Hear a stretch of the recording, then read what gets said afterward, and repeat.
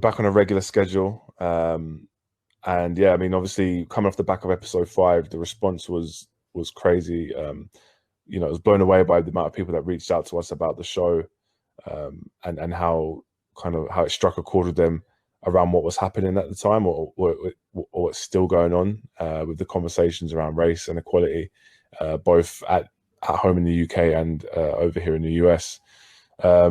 What kind of struck you, Souph, with the responses and the feedback? I mean, I was surprised at the amount of people that were reaching out for autographs and stuff when I was out in the streets, and that hasn't quite happened yet. But no, yeah. To echo your point, it's been great to. It's been really nice actually to have that response for people I know, people that are close to me, and people that I perhaps are not too close with, that have really enjoyed the episode, really like how the conversation flowed, and at the end of the day, they took something away from it, which I think at the end of the day, that's kind of our hope, wasn't it? It was to have an open discussion about something that's quite a difficult topic to flesh out. We gave some of our own experiences, and I found often when you do that, when you're genuine and when you're talking from a lived experience, sometimes that can really resonate with people a lot more. So I mean, it's been really good to hear that after listening to the episode, people really enjoyed it, and they took something away from it. Yeah, absolutely, man. I've heard the same, people saying being able to hear our own personal experiences helped them sort of like contextualize what was going on. And I think since we did that episode, there's been it's not a direct result of the episode, but there has been a lot of social change happening in the last couple of weeks. I think the protests continue throughout the UK. The destruction of the statues has continued to happen throughout the UK and over here in the US. But more importantly, I think just the conversations that have happened, right?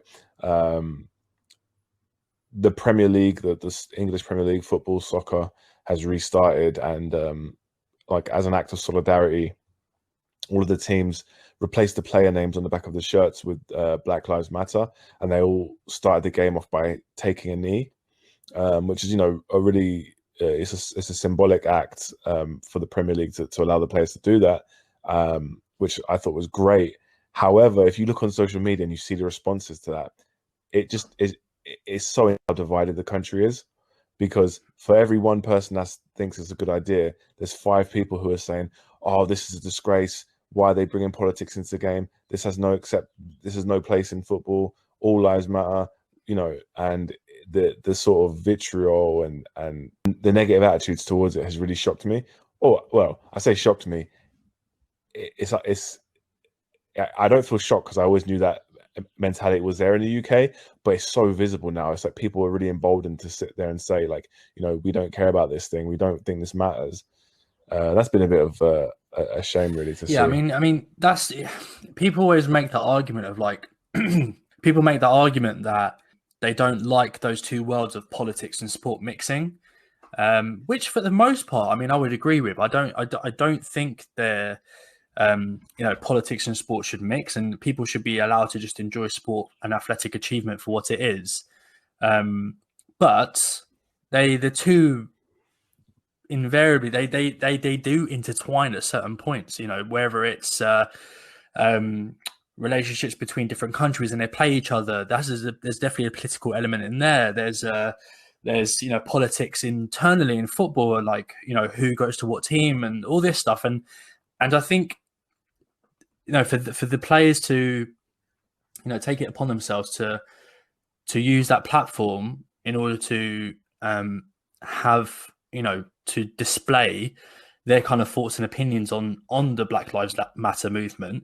I think there's absolutely nothing wrong with that. And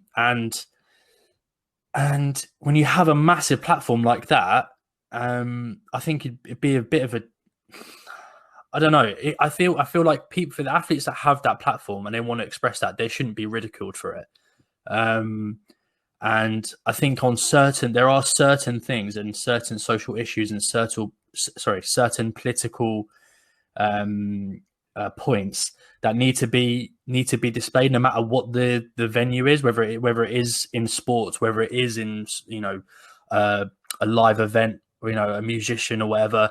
These are perfectly suitable platforms to display sometimes political views. So yeah, it has kind of shone a light on the like you said, the disparity between certain groups. But I hope that it seems that there still is some life in the Black Lives Matter movement, and there are still protests going on, and there are still the right conversations are being had, and it seems like, and like you said, there has been some reform as well. So just hope we keep the momentum going, and at the end of the day, we're talking about it, and that's really the most important thing. Is just making sure that it's at the forefront of discussion between friends, family, at the work, and even in this, like you said, sport as well. Yeah, the thing is, Souph, right? And I understand the argument that people don't want politics and sport intertwined. But I feel like this issue kind of transcends what you'd consider politics, right? This isn't like a gesture at like vote Labour or vote Conservative or vote Republican. This gets down to more of like a humanitarian thing, in my opinion. And like speaking up about race and racism is like something that the sport of football has been working on for years. They've got the Kick It Out campaign, and there's high profile instances of racial abuse in the game that people are trying to work to eradicate from the game. And I think if the players didn't take this opportunity to highlight what is happening and bring up the issue of race and racism, then they would have really missed an opportunity, because the role that football plays in everyday life in England is so powerful, and it has the opportunity to reach a lot of people that normally might be oblivious or might be in denial about racism. I think the players had a duty, and the league had a duty to let the players do this. Around 35% of the players in the league are black and minority players. Which is, so disproportionate to the actual numbers in the country itself, right? The population of the UK, of black and Asian minority is 8 or 9%. And so, there's obviously a big disparity between the population numbers and the football playing numbers, right? Mm-hmm. So they've got more of a voice there. I was really happy to see it, but it's just, the response from people it's just crazy to me. People are so angry that the league has decided to support this. I've seen people saying that I'll no longer support Manchester United now for this. It's just like, wow, is that serious to you? Yeah. I don't know if you saw this like meme that's gone viral. It was the Conservative Party tweeted out an image of a black father and his mixed race son, and it just said like, "Oh, to all the fathers out there, happy Father's Day," from the Conservatives, from their official Twitter account. And you can imagine the comments were absolutely atrocious. Oh, what happened to all the white dads? Why is there no white dads don't matter? And oh wait, you're catering to only 10% of the population. What about white people? Oh, we don't have a place in this country anymore. It's just like, it's a fucking picture. Like, so it's like that's the mentality. That's where we're at now with this, right? As much as there has been unity on this issue, there has been in the same breath, there's been some division as well, and it's kind of it's not great to see, and you hope that we can kind of collaborate and see past that, and hopefully people can be a bit more understanding of other people's positions and stuff. But no, admittedly I've tried to stay away from that sort of thing and try to see only the positive stuff. But like you said, it's very difficult to kind of not look at those comments, particularly on those like news sites, like whether it's the Daily Mail or wherever. You're going to see some atrocious comments by people. But unfortunately, that we're all on this planet together. We all share it together, and just have to work through the issues and just try to compromise and collaborate. I guess that's all you can really hope for. Well, it's like you said, stay out the comment section, right? Yeah.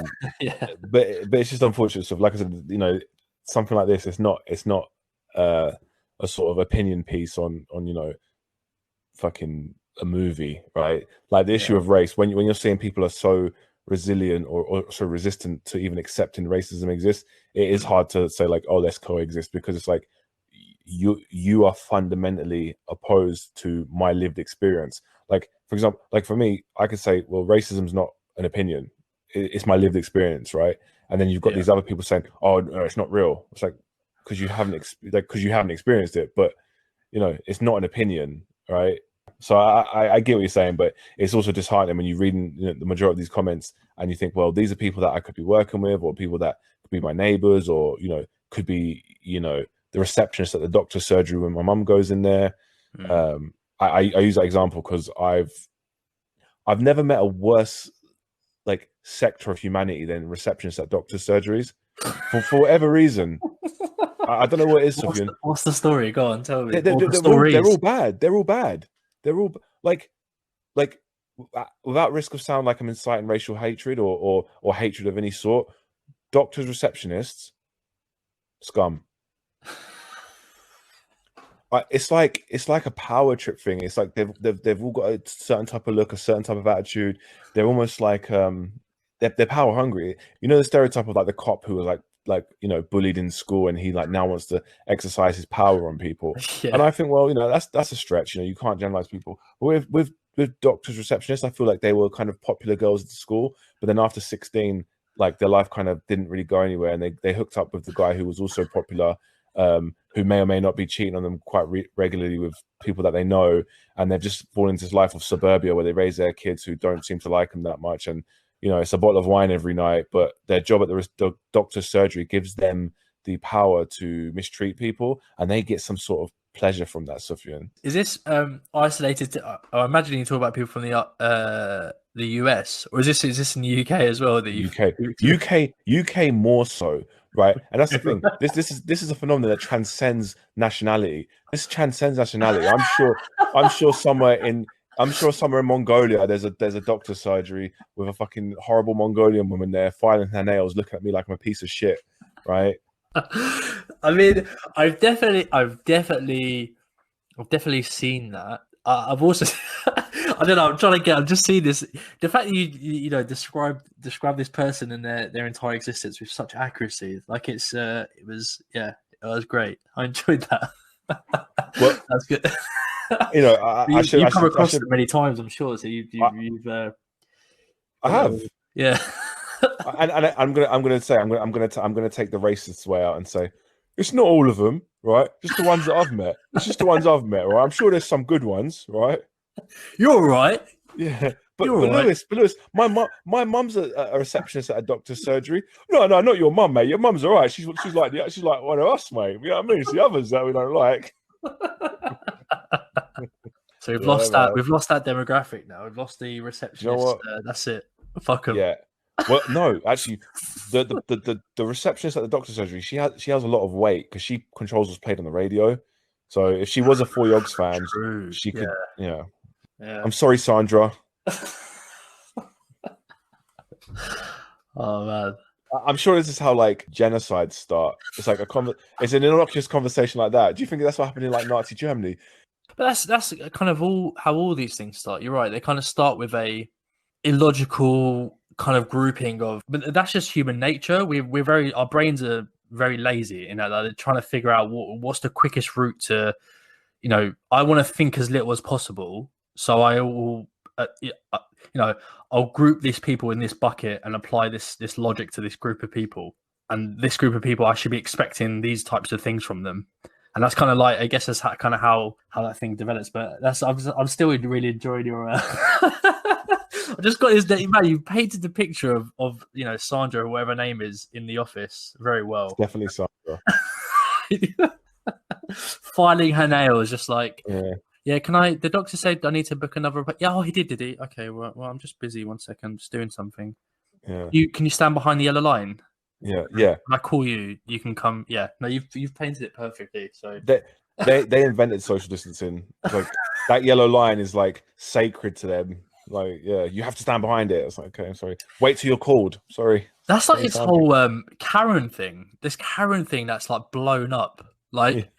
It's literally, it's like, but it's so weird that like people know a Karen, and they've met a Karen before. They might not necessarily be called Karen. And I love how the name Karen has been like attributed to this archetype. Because Yeah. I know some Karens that are lovely, like they would never do anything like that. But it's perfect that there's it's just I find it the Karen phenomenon is something really interesting to watch as well. The persecution of the middle-aged white woman. It's like it's the scourge of our lifetime. It's the plague of our generation. It's crazy, man. What I'm seeing is division. I'm seeing a massive disparity between the way different groups of society see the world, and I don't know if now's the time to go into this. Basically, I've been reading this book on the Balkans, right? I think I mentioned it to you, the end of the Ottoman Empire and the Balkans and how that kind of played out. It's like these countries that had been there for years, right, were sort of loose associations, right? Like, you know, some of the traits that hold a nation together normally is like shared history, culture, language, religion, ideology, whatever. But like a lot of these countries, they actually didn't have those things. And when tensions started to show, it was like very easy for those countries to fall apart, right?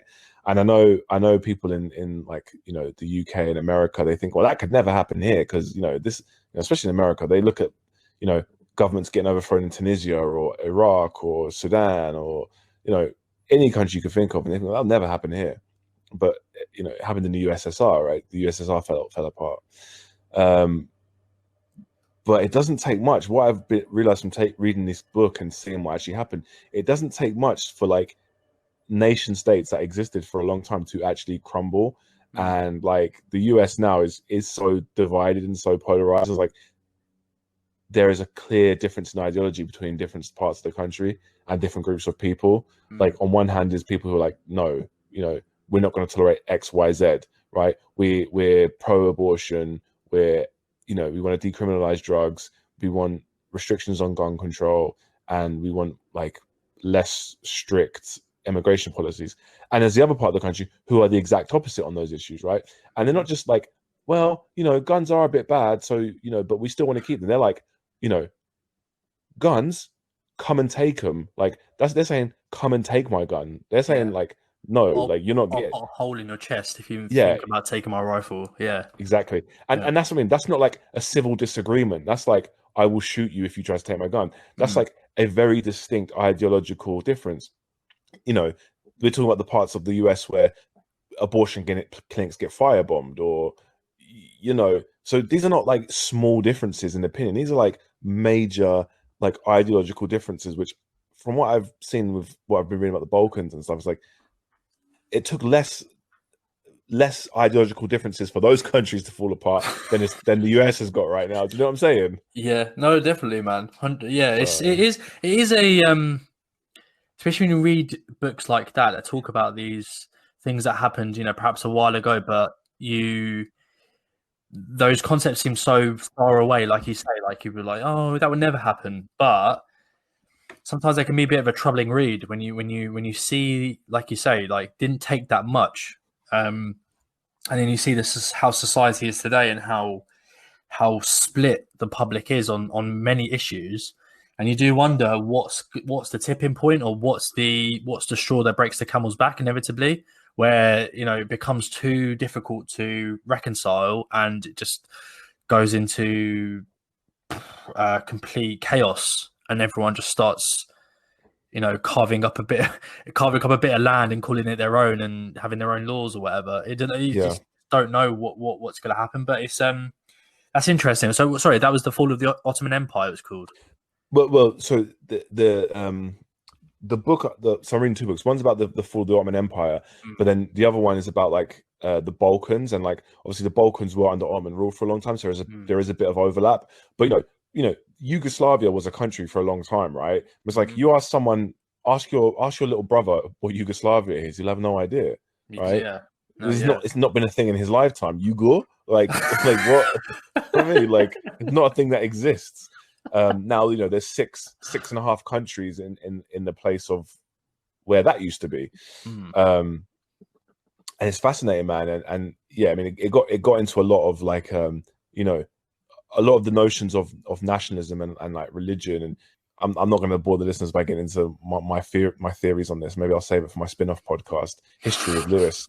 But but yeah, man, like, there's things that unify a country, right? And like that shared history, and like the US doesn't even have that, right? It's a bunch of different people who say like, oh, we're unified behind this flag of the USA, but then it's just like, well, it's like 25 million people that were descended from slaves, and then there's like the Chinese Asians who came here to build the railroads, and there's like all you white people that are like from different parts of Europe. Like, what is your actual shared history, right? Like, you're almost trying to like, they're trying to like build the idea of a nation and build this like national identity as they're going along.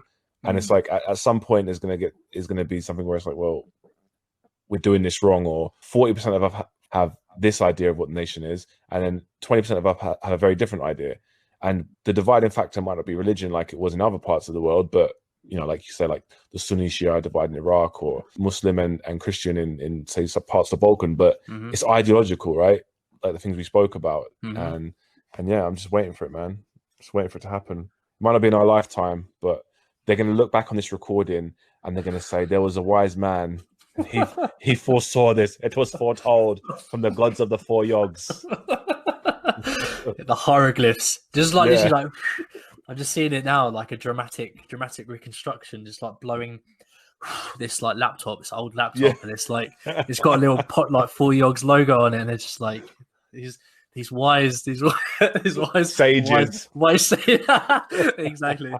Yeah, I can see it now. That's interesting, man. Those are the types of books that I enjoy reading. So I need to pick those ones up. They sound great.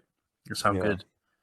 Like I said, a lot of really good has come out of the last couple of weeks, and a long may it continue. But I think we're in for a bumpy couple years with the polarization of the population. So yes, no, I think so. I'm watching the US Office because I know you watch it, don't you? I love it. Watch it. And just like listening back, man, the amount of like the jokes that they get away with is fucking mental. It's fucking mental. Like all this time, I'm just like, man, this is perfect. But it's like because a lot of what's going on right now is like people just like you said with the statues and stuff. And I think the statues sit separate to this whole thing because the statues are kind of commemorative. They're not just if you have a statue of a figure. That is not just a remembering. That's a commemorating, which is you're celebrating it. Because you can have a historical figure in a museum, and that's fine. Because if you want to go see that, you go to the museum and you spend time and you want to learn about that history. But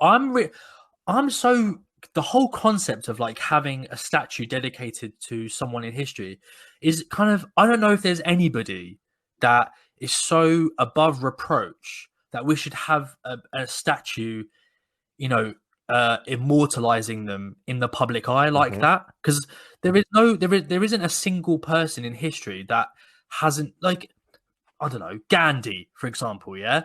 Like he was great. He said a lot of cool shit. There's loads of people love him. But if you actually read some of the stuff that he said kids.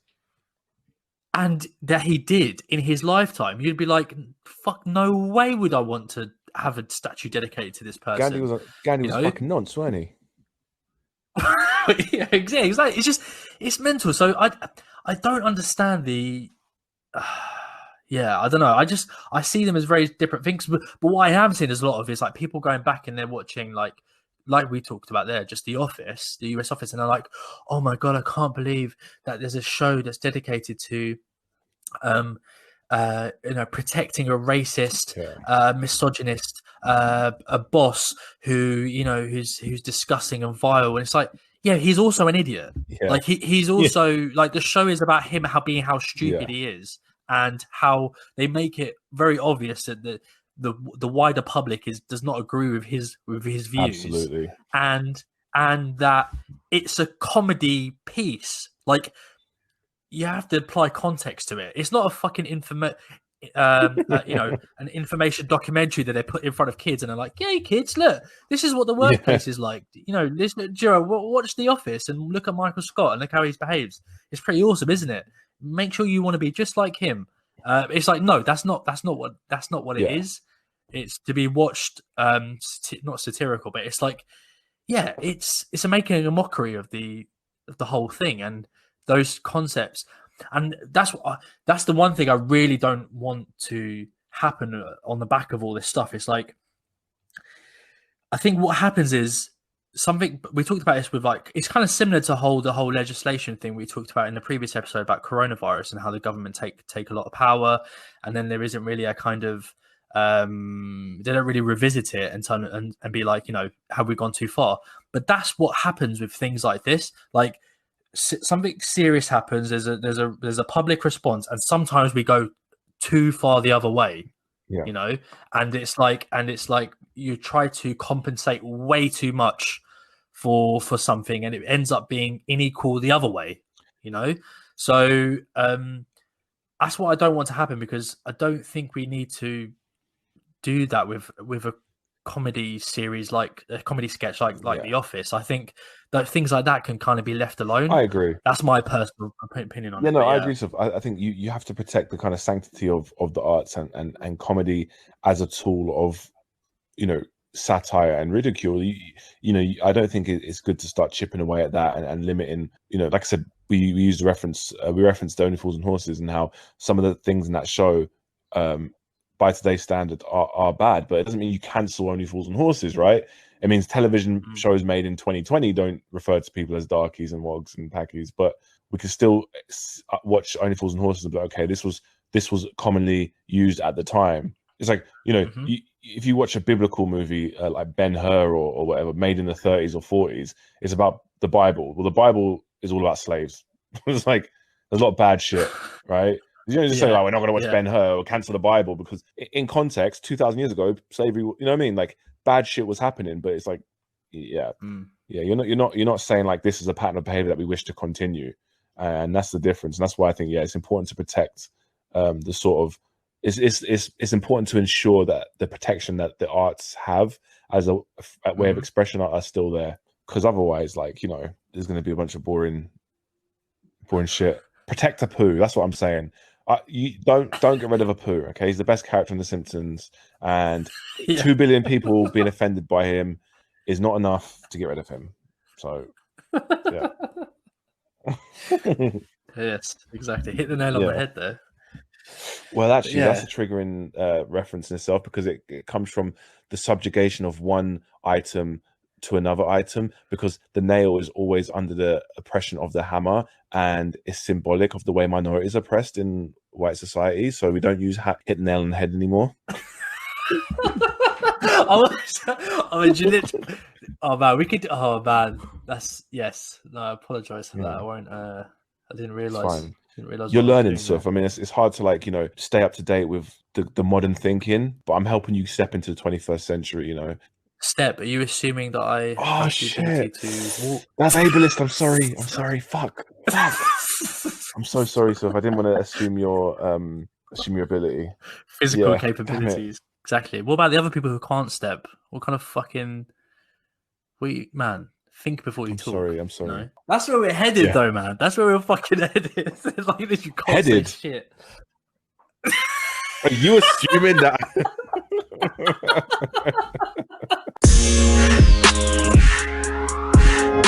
All right, everybody. This has been a lot of fun. We got a little bit silly at points on today's show, but sometimes you got to laugh so you don't cry. Like we said, really appreciating all the support we're getting for the show so far. Remember to subscribe on Instagram, YouTube, Twitter, and of course Apple Music and Spotify at 4Yogz.